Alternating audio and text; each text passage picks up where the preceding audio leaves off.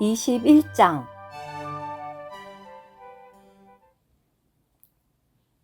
또 나는 새하늘과 새 땅을 보았습니다. 처음 하늘과 처음 땅이 사라졌으며 바다도 더 이상 있지 않습니다.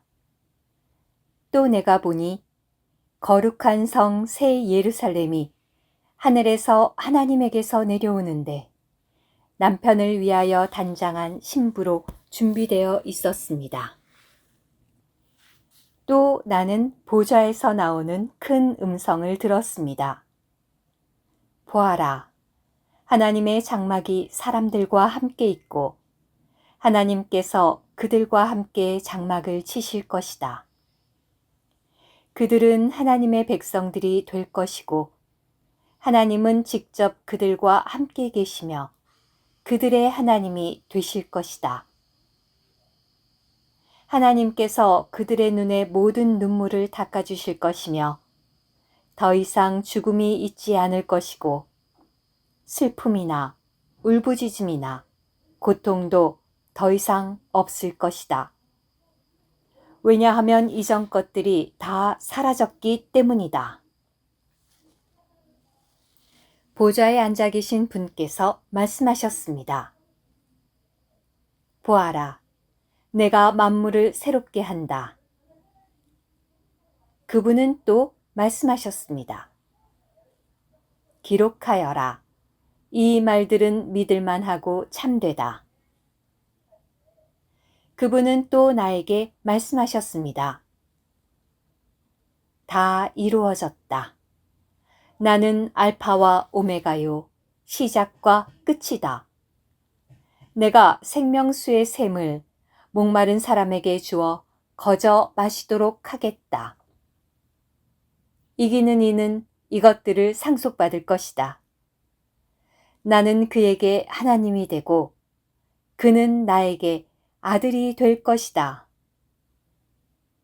그러나 비겁한 이들과 믿지 않는 이들과 가증한 이들과 살인자들과 음행하는 이들과 마술사들과 우상 숭배자들과 모든 거짓된 이들의 몫은 불과 유황으로 타는 못이다. 이것이 둘째 죽음이다. 마지막 7 재앙이 가득 담긴 7 대접을 가진 7 천사 중 하나가 나에게 와서 말하였습니다. 이리 오십시오. 내가 신부, 곧 어린 양의 아내를 보여드리겠습니다. 내가 영 안에 있는데 천사가 나를 데리고 크고 높은 산으로 올라가서 하늘에서 하나님에게서 내려오는 거룩한 성 새 예루살렘을 나에게 보여주었습니다. 그 성에는 하나님의 영광이 있고 성의 빛은 가장 귀한 보석 같았고 수정처럼 맑은 벽옥 같았습니다. 그 성에는 크고 높은 성벽이 있었고 12문이 있었습니다. 그 문들에는 12 천사가 있었으며 이스라엘 자손 12지파의 이름이 새겨져 있었습니다. 동쪽에 세 문, 북쪽에 세 문, 남쪽에 세 문, 서쪽에 세 문이 있었습니다. 그 성의 성벽에는 12 기초가 있는데 기초들에는 어린 양의 12 사도의 12 이름이 있었습니다. 나에게 말하던 천사는 그 성과 문들과 성벽을 측량하려고 금갈대 자를 가지고 있었습니다. 그 성은 네모 반듯하고 길이와 너비가 같았습니다. 그 천사가 갈대로 그 성을 측량하니 12,000 스타디온이었고 길이와 너비와 높이가 모두 같았습니다. 또 그가 사람의 자, 곧 천사의 자로 성벽을 측량하니 144 규빗이었습니다.